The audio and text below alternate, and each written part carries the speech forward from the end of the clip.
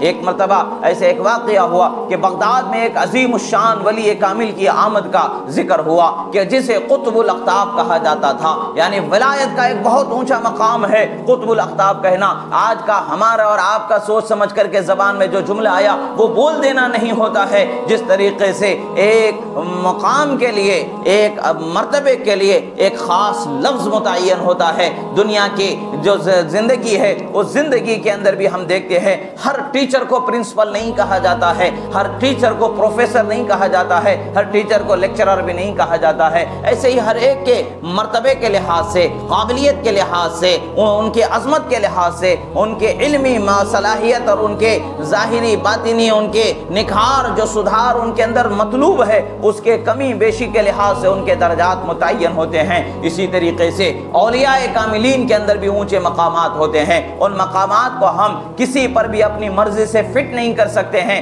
جس کے لیے جو مقام ہوتا ہے اس کے لیے اللہ تبارک و تعالی ہی وہ مقام اولیاء کی جماعت میں ان کی زبانوں پر جاری فرما دیتا ہے۔ دنیا والوں کو تو بعد میں پتا چلتا ہے کہ کون قطب الاقطاب بنا ہے، اللہ کے ولیوں کو سب سے پہلے پتا چلتا ہے کہ کون قطب الاقطاب بنایا گیا ہے۔ کیوں کہ قطب الاقطاب کے ذریعے ہی اولیاء کے سینوں کو روشنی عطا فرمائی جائے گی۔ یہ مقام قطب الاقطاب کا ہوتا ہے۔ اس زمانے میں قطب الاقطاب جو اولیاء کے مابین جو مشہور شہرت پانے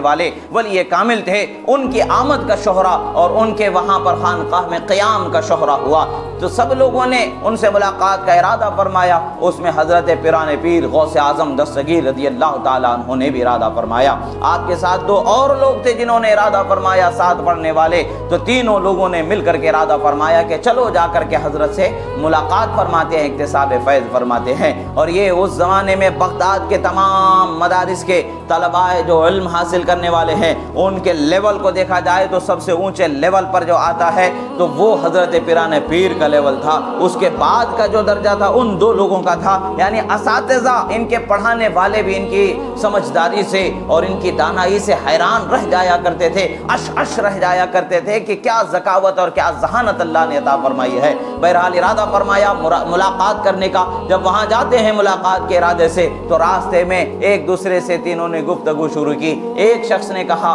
جو منطق و فلسفہ کا بہت بڑا ماہر مانا جاتا تھا، وہ اپنے وقت میں بہت زیادہ کتابوں کا اس نے مطالعہ کر لیا تھا، زبان و فکر کا وہ اس قدر اس نے جو استعمال سیکھ لیا تھا کہ اس کے اندر بہت کمال حاصل ہو چکا تھا کہ وہ اپنی زبان و فکر سے ایسے پیچیدہ سوالات کو حل کر دیا کرتا تھا کہ جس کے حل کرنے کے لیے اساتذہ بھی عرصہ دراز لگا دیا کرتے تھے۔ تو وہ بہرحال اس کے ذہانت و فکر کو اللہ تعالیٰ نے بہت ہی زیادہ تیزی اور بہت ہی زیادہ چالاکی بخشی تھی۔ اس نے یہ سوچا کہ یہ چالاکی ہے تو اس نے یہ سمجھ لیا کہ سب کچھ اب مجھے حاصل ہو چکا ہے، اب مجھے کوئی جھکانے والا نہیں ہے۔ مگر یاد رکھے شیخ سعدی فرماتے ہر بیشہ خالی گماں مور، شاید کہ پلنگ خفتہ باشد فرمایا کہ ہر جنگل کو خالی نہ سمجھنا کہ ہو سکتا ہے کہ کوئی شیر آرام کر رہا ہے، اور تمہارے شور شرابے سے اگر شیر جاگ جائے تو تمہاری جان کے بھی لالے بڑھ جائیں گے، کوئی بچانے والا پرسان حال نہیں ہوگا۔ یہی حال اس کا ہوا کہ اس نے جو ہے چھیڑ چھاڑ کرنا چاہی تو عام لوگوں سے چھیڑ چھاڑ کر کے وہ اپنی گفتگو کے جو چالاکی اور تیزی اللہ نے اسے دی تھی تو اس کو یہ حاصل، اس کا استعمال کر کے وہ یہ سمجھ جاتا تھا کہ میں بہت کمال کو پہنچ چکا ہوں، مگر کسی اللہ والے کی بارگاہ میں زانو ادب تہ نہیں کرنے پایا تھا، اور اللہ والے کے کمال کو اس نے جان نہیں پایا تھا، اس کے علمی مقام کو جان نہیں پایا تھا، چونکہ یہ زبان سے لینے والا علم لینے میں مہارت رکھتا ہے، مگر اللہ کے ولی زبان سے لینے میں بھی مہارت رکھتے ہیں، نگاہوں سے لینے میں بھی مہارت رکھتے ہیں، سینے سے لینے میں بھی مہارت رکھتے ہیں، اور جام کے ذریعے بھی سینے کو روشن کرنے میں مہارت رکھتے ہیں۔ بہرحال اس نے ارادہ کیا، کہا کہ میں ایک ایسا سوال کروں گا کہ وہ جواب ہی نہیں دے پائیں گے، دیکھتا ہوں کیسے کیا حالت ان کی اس وقت پر ہوگی۔ دوسرے نے کہا کہ میں دیکھتا ہوں ایک کٹھن سوال میرے ذہن میں ہے، میں یہ کٹھن سوال کر کے دیکھتا ہوں کہ کیا جواب دے سکتے ہیں، وہ دیکھتا ہوں۔ اور تم کیا کرو گے شیخ عبد القادر جیلانی؟ جب دونوں ساتھیوں نے پیران پیر غوث اعظم سے پوچھا تو غوث اعظم نے فرمایا ہاشا، مجھے اللہ بچائے ایسے کام سے میں تو صرف یہ دیکھوں گا کہ ان کے دل سے میرے دل کو کتنا خدا روشن فرما دیتا ہے۔ تو یہ اللہ والوں کی شان ہوتی ہے کہ نگاہیں دلوں پر ہوا کرتی ہیں، زبان و فکر سے بے نیاز ان کی زندگی ہوا کرتی ہے۔ حضور غوث اعظم اور ان کے دونوں ساتھ پڑھنے والے، یہ دونوں لوگ مل کر کے جاتے ہیں مدرسے میں، ساتھ پڑھنے والے آگے بڑھتے ہیں، جیسے ہی ان کے مقام پر یہ لوگ پہنچتے ہیں نگاہوں سے وہ ولی اوجھل ہو جاتے۔ اللہ کے ولیوں کو اللہ تبارک و تعالیٰ نے شان عطا فرمائی ہے کہ وہ جب چاہیں نگاہوں سے اوجھل ہو جائیں، اور ان کے نگاہوں سے اوجھل ہونا کسی شوبیدے کی طرح نہیں ہوتا ہے، بلکہ شوبیدے والے بھی حیران ہو جاتے ہیں کہ کیسے اوجھل ہونا یہ معاملہ ہوتا ہے۔ جو ہمیشہ جن کو نگاہوں سے اوجھل رکھا جاتا ہے وہ مخلوق بھی حیران رہتی ہے کہ یہ کیسے اوجھل ہو جایا کرتے ہیں، یعنی خدا کی رحمتوں کا پردہ جن پر آ جائے اسے کوئی دیکھ نہیں سکتا ہے، اور خدا جسے دکھانا چاہے اسے کوئی بچ نہیں سکتا ہے، سب دیکھنے والے، اور جسے چھپانا چاہے اسے کوئی دیکھ نہیں سکتا ہے۔ یہی حال ان کا ہوا کہ نگاہوں سے اوجھل، کچھ دیر کے بعد میں پھر سامنے وہیں پر بیٹھے ہوئے ہیں، جلال و غضب ان کے چہرے سے ظاہر ہو رہا ہے، پھر کچھ دیر کے بعد پھر نگاہوں سے اوجھل، یہی 2-3 مرتبہ معاملہ ہوا۔ اس کے بعد میں انہوں نے اس شخص کی طرف نگاہ کی جس نے سب سے پہلے بدتمیزی کا فکر اور خیال ذہن میں لایا تھا، تو اس سے کہا کہ تو نے یہ ارادہ کیا کہ ہم سے یہ سوال کرے گا، ایسا سوال کرے گا کہ ہم اس کا جواب ہی نہ دے پائیں گے۔ سن، تیرا سوال یہ ہے اور اس کا جواب یہ ہے۔ آپ نے سوال بھی فرما دیا، جواب بھی عنایت فرما دیا، اور فرمایا کہ میں دیکھ رہا ہوں تیرے اندر غرور و تکبر کا اس قدر نشہ چڑھا ہوا ہے کہ اب تیرا خاتمہ سیدھا ہونا یعنی ایمان پر ہونا اس کا اندیشہ نظر نہیں آتا ہے، برے خاتمے کا اندیشہ تیرا نظر آتا ہے۔ اور پھر دوسرے کی طرف نظر کرتے ہیں، فرماتے ہیں اگرچہ تیری بے ادبی و گستاخی اس درجے کی نہیں تھی مگر تو نے بھی بے ادبی کا ارادہ کیا تھا۔ سن، تیرا سوال یہ ہے اور اس کا جواب یہ ہے۔ اور پھر فرماتے ہیں کہ میں دیکھ رہا ہوں تجھ کو کہ دنیا تیرے کانوں تک تجھ پر سوار ہو چکی ہے، یعنی تو دنیا میں کانوں تک دھس چکا ہے اور تیرا حال اسی حال میں ہوگا۔ اب جب دونوں کا یہ بیان اور دونوں کے سوال اور اس کا جواب ہو گیا تو یہاں سوال نہیں تھا، یہاں کوئی مسئلہ پوچھا نہیں جانا تھا، یہاں تو غوث اعظم نے یہ فرما دیا تھا کہ میں تو یہ دیکھوں گا کہ میرے سینے کو خدا ان کے سینے سے کیسے روشن فرما دے گا۔ تو آپ نے انہیں غوث اعظم کو، عبد القادر جیلانی کو کہا کہ آپ قریب تشریف لائیں۔ غوث اعظم کو قریب بلایا، کھڑے ہو جاتے ہیں، انہیں اپنے سینے سے لگا لیتے ہیں اور فرماتے ہیں کہ ایک وقت وہ آئے گا کہ بغداد کی جامع مسجد کے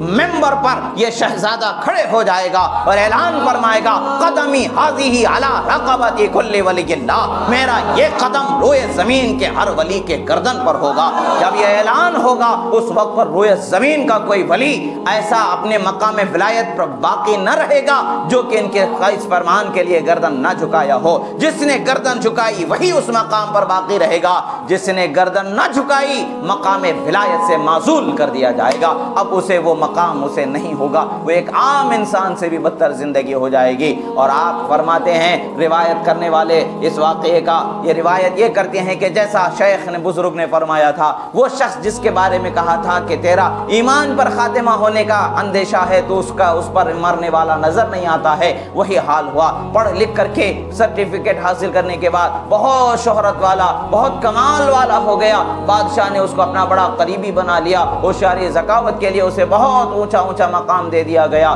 اور بڑے بڑے مناظرے کرنے کے لیے اس کو ادھر ادھر دوسری حکومتوں کے بڑے بڑے علماؤں سے ٹکرانے کے لیے، دوسرے مذہبوں کے جانکاروں سے ٹکرانے کے لیے بہت اونچا مقام اسے بنا لیا گیا تھا۔ اور یہودی نصرانیوں سے، ان کے جو بڑے بڑے ان کے مذہب کا علم رکھنے والے لوگ تھے، ان سے ٹکرانے کے لیے، ان سے گفتگو کرنے کے لیے، ان سے مناظرہ کرنے کے لیے متعین کر دیا گیا۔ اس کا کام ہی یہی تھا کہ وہ جگہ جگہ گھومتے رہنا ہے اور ان سے مناظرے کرتے رہنا ہے۔ جب بادشاہوں کا ارادہ تو اچھا ہی تھا کہ اسلام کی عظمت کا اظہار انہوں نے کرنا چاہا تھا علم کے ذریعے، مگر اس کے نظر پر تو حال یہ ہے کہ اگرچہ فکر و خیال کو اس نے جو ہے بہت اچھا بنانے کا سلیقہ تو حاصل کر لیا، مگر دل کو سنبھالنے کا سلیقہ اس نے حاصل نہیں کیا۔ اللہ والوں کی بارگاہ میں صرف زبان کے سنبھالنے سے کام نہیں چلتا ہے، دل کے بھی سنبھالنے سے کام چلتا ہے۔ دل جہاں سنبھل جاتا ہے وہاں کامیابی مل جاتی ہے۔ وہ اس محرومی، وہ اس کامیابی سے محرومی حاصل کرنے والا تھا، وہ محروم ہی رہا۔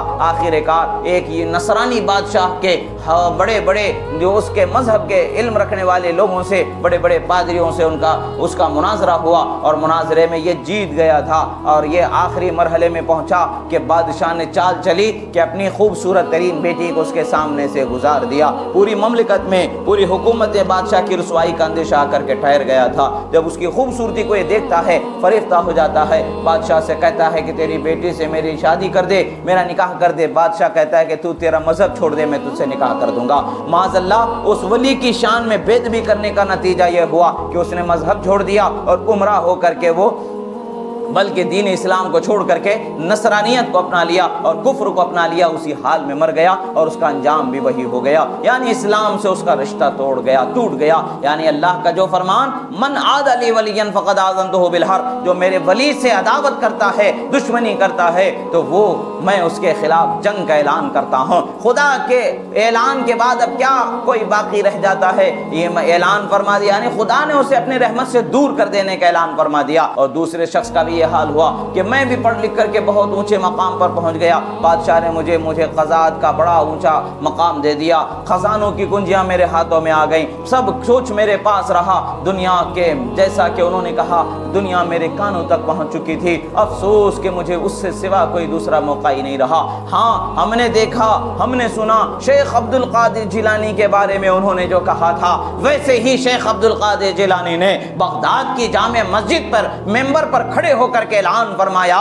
کہ میرا یہ قدم روئے زمین کے ہر ولی کے گردن پر ہے۔ تو ہم نے دیکھا ہزاروں کی تعداد میں، سینکڑوں کی تعداد میں اولیاء علماء نے اپنے سروں کو جھکا دیا، فرمایا کہ آپ کا قدم ہماری گردنوں پر ہے